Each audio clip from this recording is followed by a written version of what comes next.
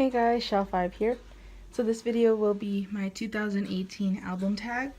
And the way, I didn't do the video last year, but years before, I've always laid out all the albums I've bought to show, like the visualization of all the releases from 2018 that I got. And I am so tired because I had recently reorganized my shelves, and then just now I was like, I want to take out all the 2018 albums. And I took them all out, and literally they take up my entire floor space here. This is I think the biggest year I've ever had for albums, literally. I am shocked. Halfway through putting them on, I realized they didn't even fit in the spot I wanted, but it was too late. They were already out. I already have to reorganize these shelves because I took all these out, but literally this is so much stuff. I am kind of embarrassed now. I kind of will give you a look through. You can see here the NCT area, Monster X, MXM, Dongan, JBJ, Spectrum, Reigns, JBJ95, CK, the East Light, New East, all the shiny stuff here. The boys right here, Hotshot, Samuel. Yeah, and then over here all of 101s for this year. And yeah, oh, and Junhyung's is right there. Oh, and here this album is what's his name? I forgot his name, but I'll mention him in my shiny 2018 video, which I can't film until I get my regular version of Key and a copy of Taemin's album. But yeah, as you can see, it's a lot. I guess I'll go ahead and count them to give you the exact number. 1, 2, 3, 4, 5, 6, 7, 8, 9, 10, 11, 12, 13, 14, 15, 16, 17, 18, 19, 20, 21, 22, 23, 24, 25, 26, 27, 28, 29, 30, 31, 32, 33, 34, 35, 36, 37, 38, 39, 40, 41, 42, 43, 44, 45, 46, 47, 48, 49. Okay, looks like 49. And it does include multiple copies of the 101 stuff. 50 if you count. I have 2 copies of Keys actually. So 50, including multiple copies. Those are multiple copies. Yeah. But now this is kind of pointless because I want to put these away. I don't want to... Yeah, I'm going to put all these away back in my shelf. And I'm just going to show you the album itself. That's going to be the answer for the questions I will be answering in the tag. So yeah. Okay guys, so now we're moving on to the actual questions for the tag. And so this tag is very customizable. You can choose whatever questions you want to answer, you don't want to answer. I sadly realize now that I didn't buy any female artist CDs, which is really sad because this was honestly such a good year for female artists. There were Chungha and Sunmi, their solos were amazing. Hyonin, but of course she didn't release a physical. And then so many girl groups that got my attention, like Wiki Miki, G-Idol, Red Velvet did so much stuff this year. Twice did so many things this year. And I loved so many things, but I didn't buy any because of my whole, collecting everyone else thing, and it's sad. But, so I'm gonna make do with the fact that I only have boy group albums and male solo albums. So I've picked out of different videos. I watched Sam's, I watched Marco's, I watched May's. So I watched a couple. Out of the ones I've watched, I've picked the questions I like. So yeah, I've picked 11 questions to commemorate 101 because for the first question, favorite album of 2018, it is 101's Undivided album. So this was kind of surprising to me, maybe not to anyone else, because on my channel I do upload mostly 101 lately, but I was kind of shocked that I actually picked 101's album. But the Undivided album, first of all, is really good.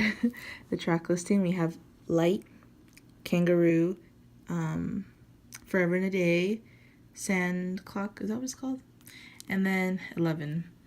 And so the reason I love this album is because, first of all, this year was 101's year for me. Even though I was supporting SHINee, and SHINee was doing a lot of stuff this year, thankfully, but it was the year of 101 because, this was their last full year, and then the disbandment came. So they were my priority the whole year. Like, they were on top of everything. And this album is my favorite by them, partly because of the units, because I like that they grouped up the members and put them in songs that suited them. I like that they had like producers like Zico, Hayes, Nell, and Dynamic Duo. They all got involved, and just I really enjoyed this album. And I own 3 versions of this album. This is the 101 version. Then I also have the Lean On Me version, which is Jisung's unit, and then I also have the art book version because it was a really cool version. So yeah, it's the album I bought the most copies for. It is the album I actually played the most on my phone. Like, this is what I would play the most when I'm out driving. And so this is really my favorite album of the year. It's amazing to me, kind of, because I guess because, you know, I don't know. To me, it was kind of surprising when I realized, like, it's the one I've been listening to the most. It's the one I love all the songs the most from the moment I heard them. But yeah, so. Next is favorite photo book concept. And I picked Young Junhyung's Goodbye 20s. I said in my Secret Santa video where I got this album and unboxed it, that this is really my aesthetic. Like, I love the bright colors, first of all, are really nice. But I also love the shoot with the styling with like the cool colors. Love it, love it, love it, love it. Love how they like, and then like the little props. Like, it's just very vibrant, but like throughout all of it though, Junhyung is very like chill, even if like his background is all vibrant. And it's also like kind of casual in that like he's like in a home and he's like eating or like sitting on the couch. And yeah, I don't think I flipped through very well, but I just really love this photo book. Like, this is my favorite photo book, honestly, for 2018. So yeah. Favorite packaging for 2018 is, first of all, okay, let me explain. Magnet box packaging. So, you know, you get the box and then it has a magnet closing so that everything can stay in it well protected. You know, I like that because I kind of like the box because it does keep everything inside. There's always the issue of the box not getting like used enough. I think here they did a pretty good job. Like, you can see it's pretty down low, the CD. So for me, that's good enough. And you can see this box is actually kind of empty now because this came with a lot of cards. It came with like a big card, it came with several photo cards, and with bookmarks. So that's why it's now empty, but when it came, it was filled like to the top with stuff. And I actually picked JBJ95's album because theirs is smaller. Like, theirs is like 2 inches more than a jewel case. So I like that because I don't like when they're big boxes unnecessarily, you know, like tall. I like that this one's like a little shorter and the box was used well. So I really like when packaging is done like this. And then least favorite packaging, I saw that some of my YouTube friends already picked it, but NCT 127's regular. It's just, you know, this came with another plastic that I thought was reusable, but then like I had to rip to get into. And then there's this that you have to cut cleanly to get into, like the sticker, which I hate that they always put stickers to close stuff. But, and then like this plastic, it's like, we don't know if we should keep it or throw it out. And the actual album though, is magazine packaging. Like, it's paper that's as flimsy as newspaper, and the CD's in there in a little sleeve. And that's it. And that's very unprotected, which is something I hate. I hate flimsy packaging, you know? And the CD could easily get ruined. So because of that this is flimsy, then they give us this, which is like a little bit sturdier plastic. But still, they could have just done normal book packaging. And then they wouldn't need this plastic. It would be more sturdy. So that's just disappointing. Okay. And then favorite rookies. I think it's no surprise. It's the boys. I like can't shut up about them. I love the boys so much. So this is The Only album. This is the off-air version, which is the version where the members participate more in like the photos and the styling and everything. I love that they get to do stuff like this, and I hope that they get to do it more. I hope that Kevin gets to have more creative license with the boys. But yeah, I really love the boys. They are my favorite rookies. I've loved everything. I didn't like Keeper, but only because it really sounded like a Block B song. So I was like, I don't see their color, you know. But the B-sides on that album, on the Right Here, on the Sphere, sorry, album, the Right Here title track is good, and the LOU song, I love that song. And then they also released the Start album this year, and on there, my favorite song is Text Me Back. Please check that out if you haven't. Text Me Back is their best song. And the title track, Giddy Up, is so good. The music video is so nice. I loved seeing them on all the music shows with their little uniforms for like the hockey concept. And then also like outside of just their music, I've really loved like their covers. They are literally the best girl group dance covers. Literally, you can fight me on that. The boys are the best. They do girl group covers like no one else. They do it with the most respect, with the most seriousness. Like, to them, it's just another song they're trying to perfect. It's not something silly, or they're not trying to be overly cute, or they're not like embarrassed that they're doing a girl group song. To them, it's just another good song that they're trying to give us a good stage for. And they do so well. So well. Do check that out. They've covered The Boys by Girls' Generation, Lupin by Kara. They've done lots of girl group covers, and they're all amazing. And other dance covers, too, are amazing. They're just so good. I love the boys. They're the first group that, like, caught my eye for their dancing, actually. I think I said that when I boxed their debut album. But their dancing, really, I saw a clip of that, and I was like, whoa, like, really? And then I checked them out, and it was and that was pre-debut. But yeah, I've loved them. With each release, I love them more and more. The reason I'm showing the only album is because this is their peak, you know? This is their best title track so far, best album so far. It's amazing. No Air is their best title track so far, literally. I love that song so much. I might do a video of my top songs for 2018, but like January is almost over already, so maybe no one wants to see that. But if you do, let me know and I'll still do it, because I do want to talk about some of the boy songs are on my list, you know. So yeah, wow, we're going at 10 minutes now. So I also wanted to do favorite subunit, because honestly, for NCT, I call them all subunits. Like NCT, you know, is a big thing, and then they have the subgroups, so they're subunits. My favorite release this year was We Go Up by NCT Dream. NCT 127 released stuff, and NCT Dream released stuff, and nothing else was released with like the units. But I really love the We Go Up album. I really, really love it. It's kind of sad that they were like reminding us like the whole Mark's gonna graduate thing with the song Dear Dream and everything. But besides that, it was a really good album. My favorite song is 123. That is such a boy group song. Like, listen to that and don't tell me you could hear like any of the boy bands from like the 90s singing that. Like, seriously, that is such a boy group song, and I love it so much. I love when I think of a pop star or like a boy band pop star, that's the song I think of. Seriously, I love it. But all these songs are good.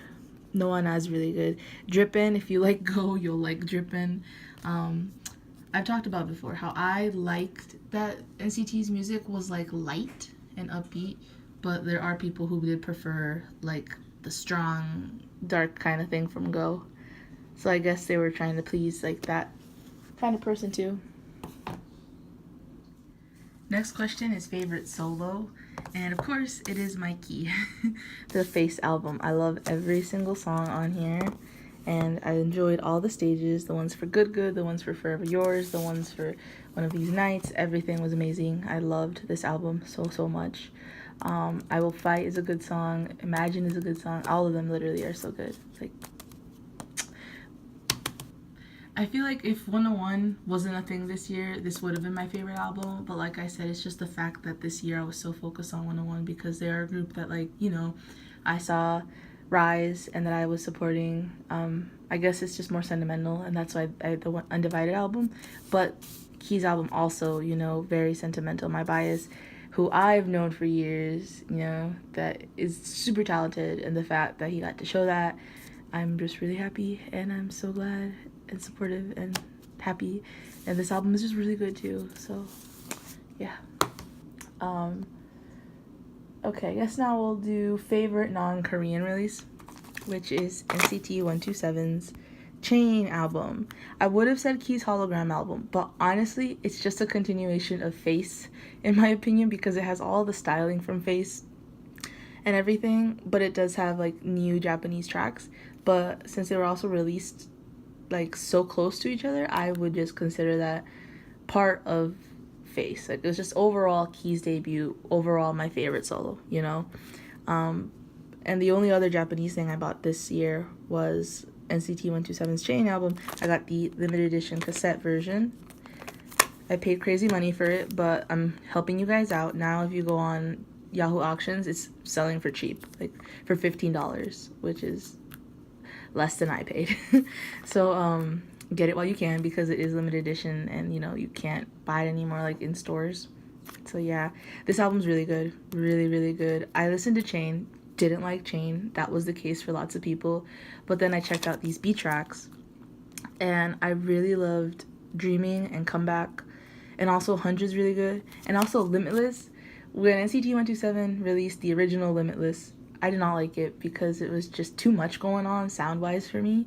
But for some reason, the Japanese version, I don't know if I just got used to Limitless or if the Japanese version really does that much of a difference, because, you know, it is recorded like years later. But I really loved the Japanese version of Limitless. I think I listened to this one way more than I've ever listened to the original Korean one. So yeah, this album was really good, and lots of people agree. Lots of people have checked it out and like it, because this was a solid Japanese debut. Like, I really am happy. This is like the good way to do a debut. They did a new song, included an old song people know, but then all the others were brand new. So yeah. Next, I'm gonna do album that surprised me, and this is where I talk about Jonghyun's Poet Artist, because I had to talk about this. Another really good album, another album I'm so happy we got in 2018. So this was most anticipated. Wait, it surprised me, sorry. This is the one that surprised me, because we knew he had music and that SM had hold of that music, but we didn't know how it would be presented to us.